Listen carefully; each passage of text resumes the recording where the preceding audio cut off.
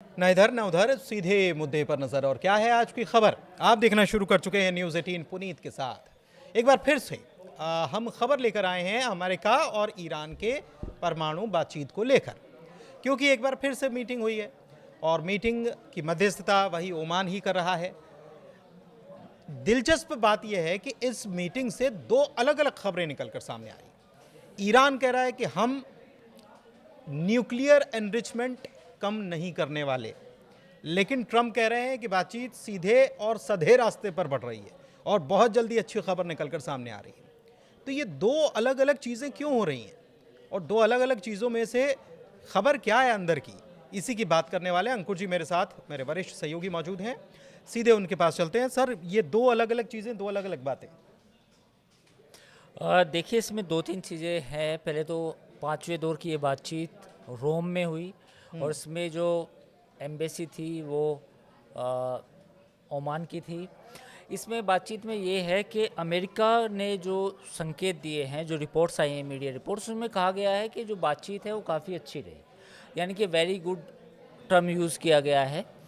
और ईरान की तरफ से वहाँ पे कुछ नहीं कहा गया, हालांकि वहाँ विदेश मंत्री इस बातचीत में मौजूद थे, लेकिन जो विदेश मंत्रालय है ईरान का तेहरान में, उसके प्रवक्ता ने कहा है कि जो यूरेनियम इनरिचमेंट है, यानी कि यूरेनियम बनाने की जो प्रक्रिया है वो ईरान की सॉवरेंटी से जुड़ी है, यानी सार्वभौमिकता से जुड़ी है। उसका मतलब ये है कि ईरान अपना परमाणु इनरिचमेंट, न्यूक्लियर यूरेनियम इनरिचमेंट बंद नहीं करेगा। इसका मतलब और स्पष्ट तौर पे ये है कि ईरान अपना परमाणु कार्यक्रम बंद नहीं करेगा, टेम्परेरी भी नहीं। लेकिन ये जो अमेरिकन जो सोर्सेज हैं उनके हवाले से जो खबर आई है वो काफ़ी दिलचस्प है। वो अलग, मतलब एक अलग लेवल की है, बिल्कुल अलग है, उल्टा है। हाँ। तो ईरान की तरफ से बिल्कुल ऐसा नहीं लग रहा कि बातचीत होगी। अमेरिका की तरफ से लग रहा है कि एक दो दिन में अच्छी खबर आ सकती है। तो ये किस प्रकार की अच्छी खबर की? भाई दोनों चीज़ें अलग अलग हैं, और वो भी तब जब पांचवें दौर की बातचीत तो हो गई, लेकिन छठे दौर की बातचीत कब होगी, कहाँ होगी, इसके बारे में खबर ना हो, और फिर भी अमेरिका कहे कि 3-4 दिन में अच्छी खबर। उसकी वजह मुझे ऐसा लगता है कि अमेरिका में ट्रंप एडमिनिस्ट्रेशन में जो जल्दबाजी है किसी भी चीज़ को लेके, वो बहुत महंगी पड़ने वाली है पूरी ग्लोबल पॉलिटिक्स में। आप ये देखिए कि रशिया के साथ, जब पुतिन के साथ जो ट्रंप की बातचीत हुई, उसके बाद कहा गया कि सब कुछ बेहतर है, कोई दिक्कत नहीं है। और आप देखिए कि कल और परसों यूक्रेन और रशिया के बीच में भयंकर लड़ाई हुई, भयंकर। अब जब ईरान के साथ बातचीत हो रही है तो उसमें भी अमेरिका की तरफ से कहा जा रहा है कि 2 दिन में डील हो जाएगी, जबकि ईरान नहीं कह रहा है कि डील होने वाली है। भारत के मामले में भी, और भारत और पाकिस्तान के मामले में, जिस तरह ट्रंप एडमिनिस्ट्रेशन ने जल्दी दिखाई कि देखिए हमने सीज फायर करा दी। आज एस जयशंकर का बयान आया है, आज का बता रहा हूँ मैं आपको, जिसमें उन्होंने कहा कि यूएस ने कोई मीडिएशन, मध्यस्थता नहीं की। तो ये जो ट्रंप एडमिनिस्ट्रेशन का जो उतावलापन है, ये पूरी दुनिया को महंगा पड़ने वाला है।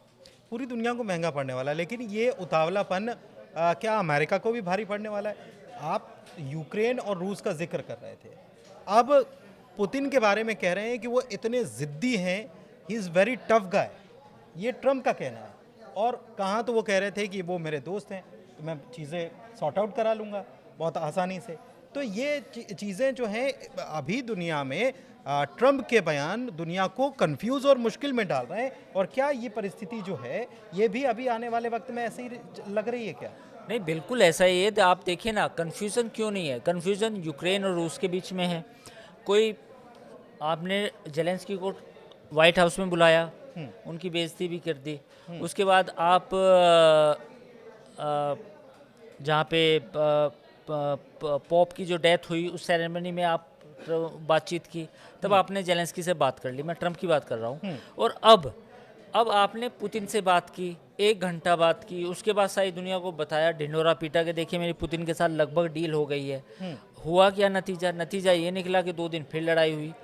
ईरान का मामला भी मुझे लगता है कि यूएस की तरफ से मिस हैंडल हो रहा है, और ये मामला इजराइल बिल्कुल खुश नहीं है। इजराइल की तरफ से आज भी बयान है, उनका कहना ये है कि ये जो टॉक्स हो रही हैं दोनों के बीच में, इससे उम्मीद नहीं है, उन्हें कुछ नहीं होने वाला। उनका कहना साफ है कि ईरान अपना परमाणु कार्यक्रम नहीं छोड़ने वाला, और अमेरिका की तरफ से जो गुड़ी गुड़ी पिक्चर दिखाई जा रही है इसका कोई मतलब नहीं है। तो ये अमेरिका की तरफ से जो अच्छी फिल्म दिखाने की कोशिश या पिक्चर दिखाने की कोशिश की जा रही है, कहीं ऐसा तो नहीं कि ट्रंप जल्दबाजी में, डील करने की जल्दबाजी में कुछ निगोसिएशन पे ज़्यादा नीचे चले जाएं? नहीं, ऐसा तो मतलब नेगोशिएशन के नीचे की बात है ही नहीं। वो जब भी कुछ भी छोटी सी चीज़ सामने आती है, वो जो उतावलापन है उनके अंदर। अब आप देखिए ना, इंडिया पाकिस्तान में जब डीजीएमओ के बीच में बातचीत हो रही थी, तो एग्जैक्टली अनाउंसमेंट दोनों तरफ से आने की बजाय अमेरिका की तरफ से आ जाता है, जो अनएक्सपेक्टेड था। तो उनको इसका मतलब तो ये कि वो हर कहीं ना चीज- कहीं इन्वॉल्व नहीं, या कहीं ना कहीं उनको नहीं, जानकारी होगी। उनको हर चीज़ का क्रेडिट चाहिए।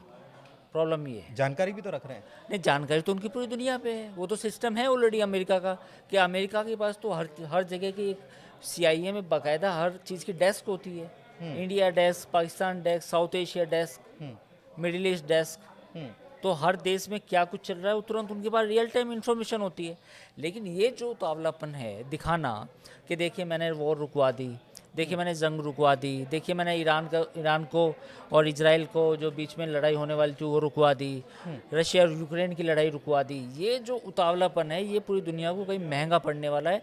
क्योंकि आप देखिए 5वें दौर की बातचीत के बाद भी अगर ये कॉन्ट्राडिक्टरी न्यूज़ आ रही है कि अमेरिका एक तरफ कह रहा है रोम में कि भैया बातचीत तो अच्छी होगी, 2 दिन में फैसला हो जाएगा, हाँ। और उधर तेहरान में विदेश मंत्रालय का प्रवक्ता ईरान का वो ये कह रहे हैं कि भई बातचीत चल रही है पर हम यूरेनियम बनाने का कार्यक्रम बंद नहीं करेंगे। सबसे दिलचस्प बात यह है कि पहले से 5वें दौर की बातचीत में एक लाइन ईरान बिल्कुल साफ तौर पर क्लियर कर चुका है कि हम ये एनरिचमेंट रोकने वाला काम नहीं करेंगे। अब ये बिल्कुल उन्होंने लाइन तय कर दी। बिल्कुल। लेकिन इसके बावजूद भी ऐसा लगता है, क्या आपको लगता है कि ईरान धैर्य की, अमेरिका के धैर्य की परीक्षा ले रहा है, या कुछ ऐसा एक ये चक्रव्यूह जैसी चीज़ें हैं, कुछ लग रही हैं आपको? क्या नहीं, चक्रव्यूह तो नहीं है, इसको लंबा खींच रहा है ईरान, इसमें कोई दो राय नहीं है। IAEA ने फिर जो टाइम फ्रेम दी थी उस हिसाब से तो फिर समय निकल गया। हाँ, तो वो तो वो भी ये तो है ही बात। ईरान अपनी तरफ से लंबा खींच रहा है, जितना उसको टाइम मिलेगा बेहतर है ईरान को अपने अंदर से मजबूत होने के लिए भी, और दूसरा इनरिचमेंट का जो कार्यक्रम है उसको तेज करने में, क्योंकि ईरान को भी मुश्किलें हैं काफ़ी। तो अगर उसका परमाणु कार्यक्रम आगे बढ़ता है जो बढ़ रहा है, तो ये अमेरिका के लिए चिंता की बात होगी, और इसमें सबसे ज़्यादा जो अपोजिशन आएगा वो इजराइल की तरफ से आएगी, क्योंकि इजराइल बिल्कुल नहीं चाहता कि ईरान परमाणु हथियार रखे। वो बिल्कुल चाहता है कि ईरान के जितने न्यूक्लियर प्लांट्स हैं उनको बंद किया जाए, और वो पीसफुल एनर्जी के लिए भी काम ना करें। लेकिन अलग थलग इजराइल भी है, और ये इजराइल ही नहीं चाहता, ये तो बाकी के मिडिल ईस्ट की कंट्रीज भी जिनके साथ अभी ट्रम्प डील करके आए। हाँ बिल्कुल, ये तो सऊदी अरब भी नहीं चाहता, कतर भी नहीं चाहता, क्योंकि वो सुन्नी मुस्लिम है, शिया है, तो वो भी एक कॉन्फ्लिक्ट है।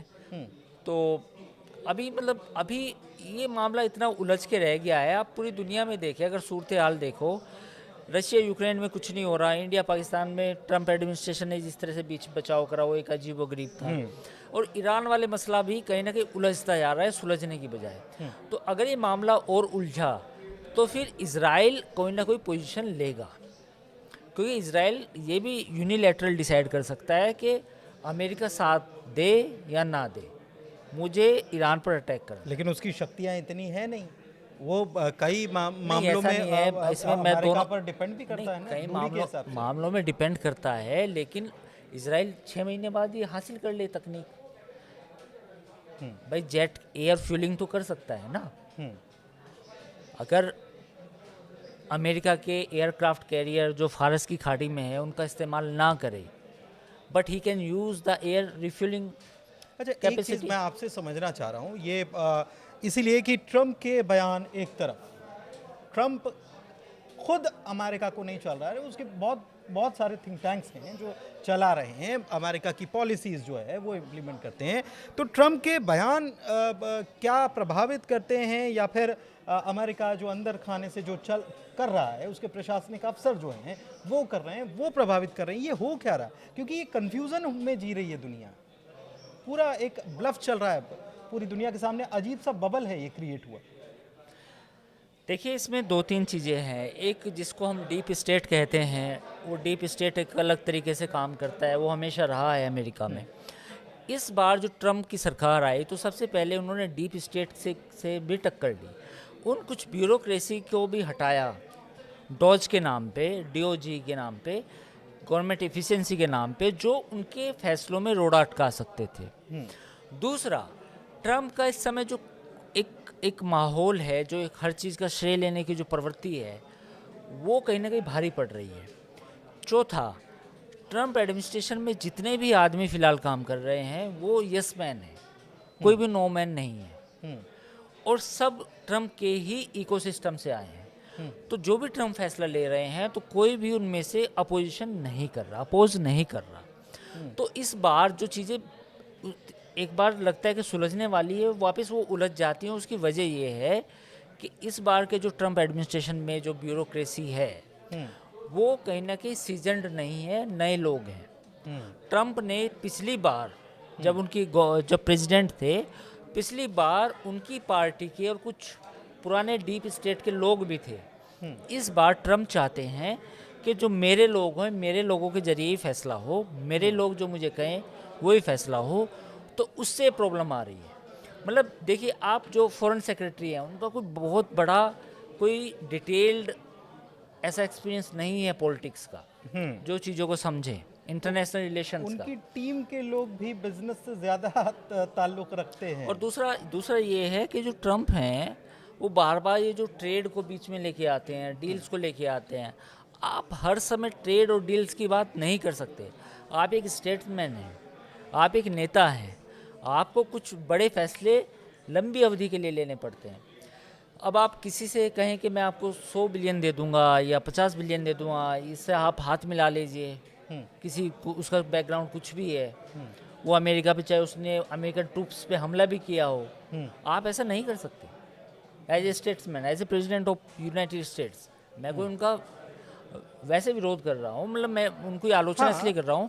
तो ये पॉइंट आप अब जैसे सीरिया के जो अभी राष्ट्रपति हैं अल शरा, उनका अलकायदा का इतिहास है, आपने उनसे हाथ मिला लिया। आप रिकॉग्नाइज करते, आप अपने इंटरेस्ट प्रोटेक्ट करते, but there is no need of shaking hand with al Sharaa. उनके साथ मंच साझा कर रहे हैं, मंच साझा करने की जरूरत नहीं थी, और वो भी आपकी फर्स्ट फॉरेन विजिट के दौरान। और फर्स्ट फॉरेन विजिट के दौरान आपको जरूरत नहीं थी। आप कहीं ना कहीं अल नुसरा, अल कायदा, सीरिया की जो फोर्सेस हैं, कहीं ना कहीं अमेरिका पे भी अटैक किया होगा, उन सोल्जर्स पे अटैक किया होगा जो अमेरिकन थे। अच्छा, एक चीज़ मैं शॉर्ट में आपसे बिल्कुल आंसर चाह रहा हूँ कि ट्रम्प खुद को कहते हैं कि आई एम अ बिजनेसमैन, लेकिन वो क्या बिजनेस भी ठीक से कर पा रहे हैं, दुनिया के साथ डील कर पा रहे हैं क्या, इतना बताइए। नहीं, बिजनेस तो देखो ऐसा नहीं है कि अमेरिका को फ़ायदा नहीं होगा, फ़ायदा अमेरिका को लॉन्ग टर्म में होगा, क्योंकि हर चीज़ पे वो टैक्स लगा रहे हैं। अब जैसे इंडिया में एप्पल बन रहा था तो एप्पल पे 25% टैरिफ लगा दिया, उसके बाद भी वो सस्ता है। मेड इन इंडिया एप्पल का आईफोन जो अमेरिका जा रहा है तब भी सस्ता पड़ेगा।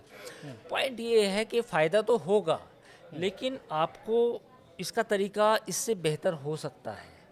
ये आपका एक एग्रेसिव तरीका है।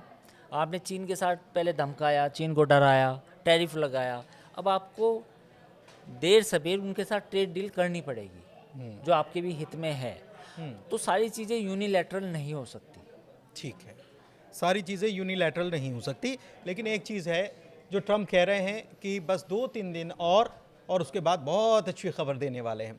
तो क्या खबर आएगी ये तो ट्रम्प ही जानते हैं, क्योंकि अभी ईरान की तरफ से जिनके साथ उनकी बातचीत हो रही है उन्होंने तो कह दिया है कि अभी भाई ऐसी कोई बातचीत है नहीं, लेकिन फिर भी ट्रम्प की बात पर अगर यकीन किया जाए तो इंतज़ार करना होगा 2-3 दिनों का। 2-3 दिनों में हो सकता है कि कोई नई तारीख आ जाए या कुछ फैसले हो जाएं या सहमति कुछ बन जाए, जिसकी बात ट्रम्प कह रहे हैं। आसार वैसे नज़र नहीं आते। चर्चा को विराम यहीं पर देंगे। कैसी लगी चर्चा बताइएगा ज़रूर, और हमारे चैनल को लाइक कीजिए, सब्सक्राइब कीजिए। बहुत धन्यवाद।